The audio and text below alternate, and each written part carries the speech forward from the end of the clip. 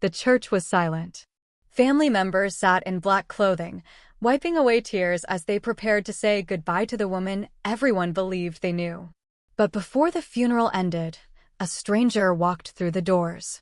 And within minutes, she would reveal a secret that had been buried for over 30 years. A secret that would destroy a family forever.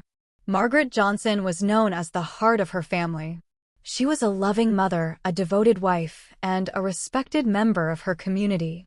When she died at the age of 72, her children were devastated. Her 3 children, Michael, Sarah, and David, organized a beautiful funeral. Friends and relatives traveled from different cities to pay their respects. Everyone spoke about Margaret's kindness. Everyone shared stories about how much she had sacrificed for her family. To the outside world, Margaret's life seemed perfect. But appearances can be deceiving. Just as the pastor prepared to deliver his final prayer, the church doors slowly opened. A woman in her late 30s stepped inside. Nobody recognized her. She wasn't listed among the guests. The room became quiet. The woman walked calmly toward the front row. Michael stood up. "Excuse me," he said. "Can we help you?" The woman looked directly at the coffin. Tears filled her eyes. Then she said something that froze the entire church. "No. I came to say goodbye to my mother." The room exploded with confusion. People began whispering. Sarah stared in disbelief. "What did you just say?" The woman swallowed hard. "Margaret Johnson was my mother." Michael shook his head. "That's impossible. Our mother only had 3 children." The stranger reached into her purse. With trembling hands, she pulled out a small stack of old photographs. She handed them over. The family stared at the pictures. There was Margaret, much younger, holding a baby, holding the same baby in several photographs. The stranger then revealed her name. Her name was Emily. 38 years ago, before Margaret met her husband, she became pregnant. Afraid of judgment and family pressure, Margaret gave the baby up for adoption. Nobody knew. Not her husband. Not her children. Not even her closest friends.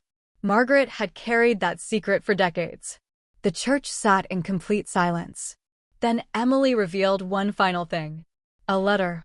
She explained that Margaret had contacted her 2 years earlier. The two had secretly reunited. They met several times, slowly rebuilding the relationship they never had. Emily unfolded the letter. The pastor agreed to read it aloud. The letter began. "To my children.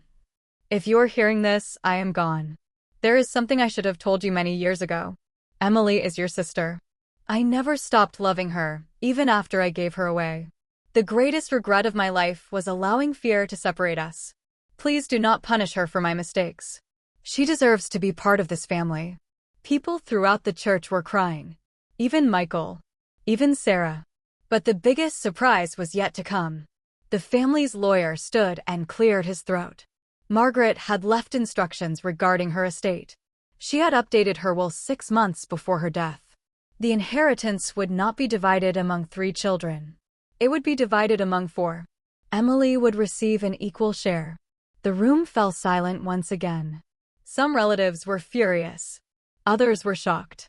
But Emily wasn't interested in the money. With tears running down her face, she looked at her new siblings and quietly said, "I didn't come here for an inheritance. I came because for the first time in my life, I finally got to call someone mom." No one spoke. Because in that moment, everyone realized something. The biggest secret at the funeral wasn't the inheritance. It was the love a mother had carried in silence for nearly 4 decades. And the daughter who never stopped searching for her.